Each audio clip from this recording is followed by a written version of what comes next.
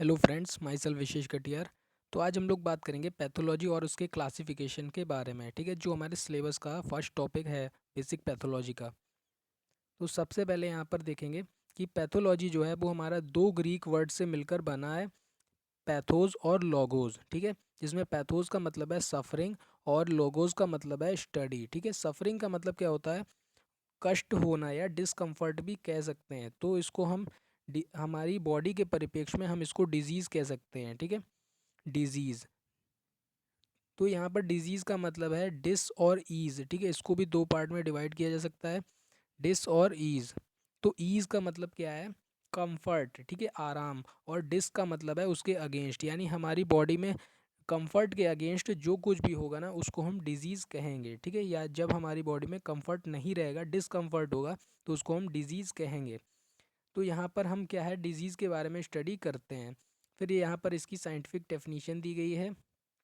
Pathology is the scientific study of changes in the structure and function of the body in disease.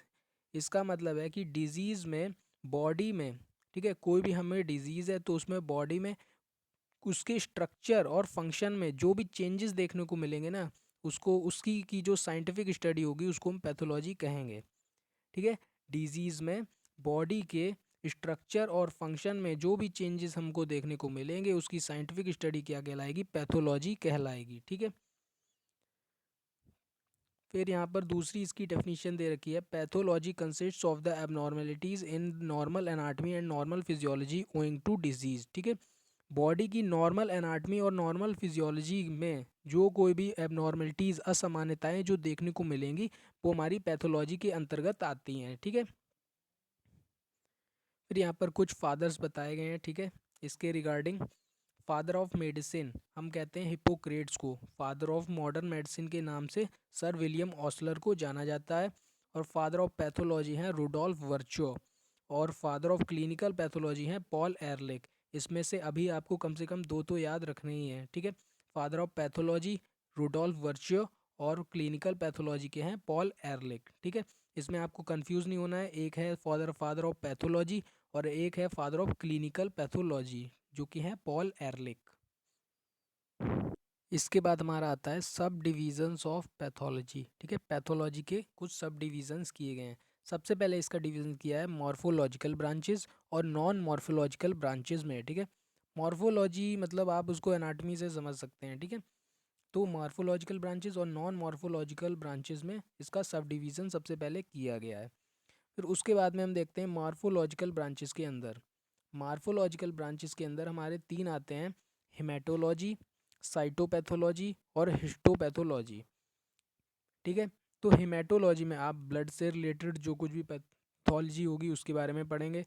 Cytopathology में cell से related जो कोई भी pathology होगी उसके बारे में पढ़ेंगे। और हिस्टोपैथोलॉजी में आप टिश्यू से रिलेटेड जो कोई भी पैथोलॉजी होगी उसके बारे में पढ़ेंगे। फिर इसी में फर्दर क्लासिफिकेशन किया गया है। जो हमारी हिस्टोपैथोलॉजी है उसमें उसके तीन पार्ट बताए गए हैं। पहली सर्जिकल पैथोलॉजी, दूसरी एक्सपेरिमेंटल पैथोलॉजी और तीसरी फॉरेंसिक पैथोलॉजी एंड एटॉप्सी वर्क। ठीक है, तो ये हमारी किसके टाइप्स हैं? हिस्टोपैथोलॉजी के टाइप्स हैं। फिर दूसरी जो हमारी थी नॉन मॉर्फोलॉजिकल ब्रांचेस, तो इसमें सबसे पहले आती है क्लिनिकल पैथोलॉजी, दूसरे नंबर पर क्लिनिकल बायोकेमिस्ट्री, फिर माइक्रोबायोलॉजी, इम्यूनोलॉजी, फिर आपकी आती है मेडिकल जेनेटिक्स और फिर आती है मॉलिक्यूलर पैथोलॉजी। तो ये नॉन मॉर्फोलॉजिकल 6 टाइप्स बताए गए हैं। ठीक है, उसकी 6 ब्रांचेस बताई गई हैं नॉन मॉर्फोलॉजिकल की। तो फिर इसको हम एक बार दोबारा से रिकॉल करते हैं कि हमने क्या क्या पढ़ा। तो सबसे पहले हमने देखा था पैथोलॉजी दो ग्रीक वर्ड से मिलकर बना था। पहला पैथोस, दूसरा लोगोस। पैथोस का मतलब था सफरिंग और लोगोस का मतलब था स्टडी, यानी जहाँ पर हम डिजीज़ के बारे में पढ़ते हैं, डिस्कम्फर्ट के बारे में पढ़ते हैं, उसको हम क्या कहेंगे? पैथोलॉजी कहेंगे। फिर आती है इसकी definition. Pathology is the scientific study of changes in the structure and function of the body in disease, यानी डिजीज़ में बॉडी के स्ट्रक्चर और फंक्शन में कोई भी चेंज आने की साइंटिफिक स्टडी को हम पैथोलॉजी कहते हैं। और फिर इसकी दूसरी डेफिनेशन दी गई है। Pathology consist of the abnormalities in normal anatomy and normal physiology owing to disease. ठीक है, किसी भी डिजीज़ में पैथोलॉजी की के अंतर्गत जो नॉर्मल एनाटमी और नॉर्मल फिजियोलॉजी में जो कोई भी एबनॉर्मलिटीज़ आएंगी ना, तो उसको हम कहेंगे कि ये पैथोलॉजी के अंतर्गत आता है। ठीक है, फादर ऑफ मेडिसिन यहाँ पर बताए गए हैं Hippocrates, father of modern medicine sir William Osler, father of pathology Rudolf Virchow और father of clinical pathology Paul Ehrlich को बताया गया है। फिर आती हैं इसकी सब डिवीज़न्स, ठीक है। तो सब डिवीज़न्स ऑफ पैथोलॉजी, पैथोलॉजी को सबसे पहले दो पार्ट में डिवाइड किया जाता है, पहली मॉर्फोलॉजिकल ब्रांचेस और दूसरा नॉन मॉर्फोलॉजिकल ब्रांचेस, ठीक है। तो मॉर्फोलॉजिकल ब्रांचेस जो हैं वो आपकी तीन बताई गई हैं, हिमेटोलॉजी, साइटोपैथोलॉजी और हिस्टोपैथोलॉजी, जिसमें से आपकी जो तीसरी वाली है हिस्टोपैथोलॉजी, उसको जो है उसके भी तीन टाइप्स बताए गए हैं, surgical pathology, experimental pathology, forensic pathology and autopsy work. उसके बाद में जो आपकी बची नॉन मॉर्फोलॉजिकल ब्रांचेस, उसमें यहाँ पर 6 ब्रांचेस बताई गई हैं, clinical pathology, clinical biochemistry, microbiology, immunology, medical genetics और मॉलिक्यूलर पैथोलॉजी, ठीक है।